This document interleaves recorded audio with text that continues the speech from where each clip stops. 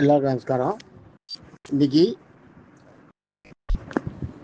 நம்மளுடைய திருவாய்மொழியில் கோவில் திருவாய்மொழி பகுதியில் 7வது நூறில் 2வது பத்தில் 10வது பாட்டு 4000 பிரபந்தம் சீரியல் நம்பர் 3357 3357 பாட்டை சொல்கிறேன், கேட்டுக்கோ. முடிவு இவள் இருக்கும். அதில் முடிவு இவள் தனக்கொன்று இல்லை, தனக்கொன்று அருகிலேன் என்றும், முடிவு இவள் தனக்கு ஒன்று அருகிலேன் என்னும், மூலகாலியே என்னும், கடிகமல் கொன்றை சடையனே என்னும், நான்முக கடவுளே என்னும், வடிவுடை வானோர் தலைவனே என்னும், வன் திருவரங்கனே என்னும், அடையாதாள் போல் இவள் அணுகி அடைந்தனால் முகில் வண்ணன் அடியே. இது பாட்டு. இந்த பாட்டுக்கு அர்த்தம்னு பார்த்தீங்கன்னா, முடிவு இவள் தனக்கு ஒன்று இல்லையே என்று,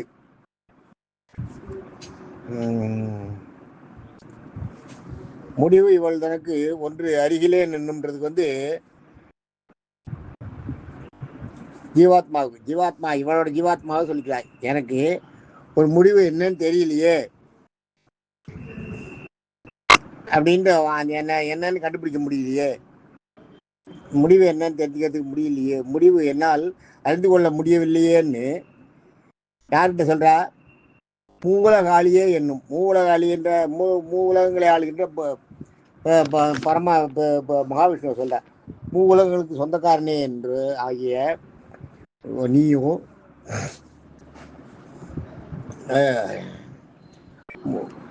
கடிகமல் கொன்றை சடையனே என்னும், கடிகமல் கொன்றை சடையனே என்னும்.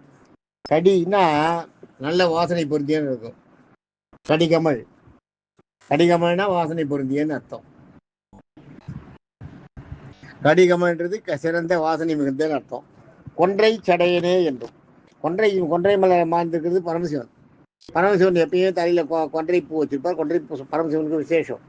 அதே மாதிரி வெற்றிக்கு கொன்றை பூ சூடிக்கிறதும் விசேஷம். வெற்றி அடைஞ்சவா, யாராவது போரில் வெற்றி ஜெயிச்சவா கொன்றை பூ சூட்டு போகலாம் அந்த காலத்து அரசர்கள். அதுதான் சொல்றேன் இந்த இடத்துல. கடிகமல் கொன்றைக்கு சடையனே என்றும், கொன்றை சடையனே என்றும். அந்த ஈஸ்வரனுக்கும் பரமசிவனுக்கும் நான்முக கடவுளே என்னும், 4 முகங்கள் கொண்ட கடவுளான பிரம்மாவுக்கும் வடிவுடை வானோர் தலைவரே என்னும். வடிவுடைனா அழகான, வானவர்களை எப்பயுமே அழகுதானா, அதுதான் சொல்ற. வடிவுடை அழகான வடிவத்தை உடைய அப்படின்னு அர்த்தம். அந்த இடத்துல அழகான தோற்றத்தை உடைய நித்திய சூரியர்கள், அதான் வானோர்ன்றது இந்த இடத்துல நித்திய சூரியர்கள் எடுத்துக்கணும். வடிவுடை வானோர் தலைவன், நித்திய சூரியர்களுக்கு தலைவன். அதாவது தேவர்களுக்கெல்லாம் தலைவர்கள் இந்திரனுக்கெல்லாம் தலைவர் நித்திய சூரியனோட தலைவர் மகாவிஷ்ணு. இந்த இடத்துல நம்ம மகாவிஷ்ணு சொல்லணுன்றதுனால நித்திய சூரியர்களை எடுத்துக்கணும். வடிவுடை வானோர் தலைவனே என்னும்போது எல்லாருக்குமே தலைவனே. யாருக்கு?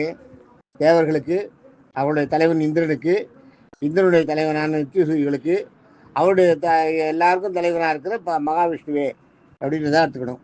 மகாவிஷ்ணுவையும் வன் திருவரங்கனே என்றும். வன்னுன்னா வள்ளல் தன்மை, வாரி வழங்கக்கூடிய. ஏன்னா இந்த இடத்துல இப்போ கடைசியில் இந்த இதில் அவ நாராயணன் திருவடியை பார்த்துட்டான்னு வருது. அதனால இந்த இடத்துல முன்னாடி நம்ம அந்த வன்னுன்றதுக்கு வன்மையானது வளமானன்னு ஒரு அர்த்தம். ஆனால் இந்த இடத்துல நம்ம அதை எடுத்துக்கூடாது, வள்ளல் தன்மை பொருந்தியன்னு எடுத்துக்கணும். அதான். ஏன்னா இப்போ அவளுக்கு பராங்குசருக்கு இப்போ நான் நம்மளுக்கு அந்த வைகுந்தத்தை கொடுத்துட்டார் இல்லையா, அதனால அவளுக்கு அதை எடுத்துட்டதுனால அது மாதிரி வள்ளல் தன்மையோடு கொடுத்துருக்காருன்றதுக்காக வர்றதுனால, கொடுத்துருக்கான்ற அந்த மீனிங் பின்னாடி வர்றதுனால நம்ம இந்த இடத்துல வள்ளல் தன்மை பொருந்தியன்னு தான் அது வன்னுன்றது. வன் திருவரங்கன்றது ஸ்ரீரங்கம் தெரியும்.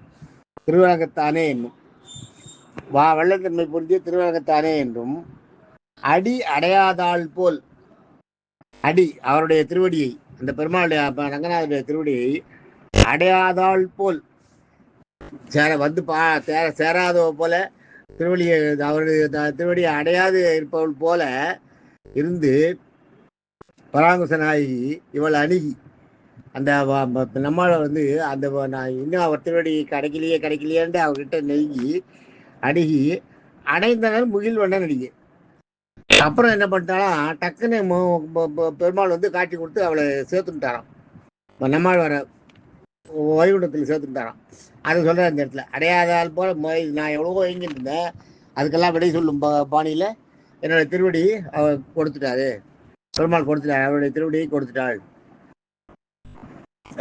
உன் திருவடியை அடைந்து விட்டாள் அப்படின்னு இந்த இடத்துல வருது. இதை வந்து அவள் அம்மா கூத்தா வருது. இல்லை, அவள் அடையாது போல திருவடி கிடைக்காத மாதிரி, பெருமாள் திருவடி கிடைக்காத மாதிரி அவள் இருந்தா, அவ்வளோ பண்ணிட்டு இருந்தா, கடைசியில் நீ அவளுக்கு அடைக்கலம் கொடுத்துட்ட அப்படின்னு இந்த இடத்துல சொல்கிறாரு. சரணாகதி கடைசியில் அவளுக்கு கொடுத்துட்ட, நீ உன்னுடைய திருவடியை அவளுக்கு அடிமையை கொடுத்துட்ட, அடிமையாக பணி செய்யறதுக்கு இடம் கொடுத்துட்ட அப்படின்னா அந்த இடத்துல நம்மாழ்வாருக்கு வைகுண்டத்தில் இடம் கொடுத்துட்டான்னு அர்த்தம். அதுதான் இந்த இடத்துல சொல்கிறார். நாளைக்கு அடுத்த பாட்டில் கொடுத்துருப்போம். தேங்க்யூ.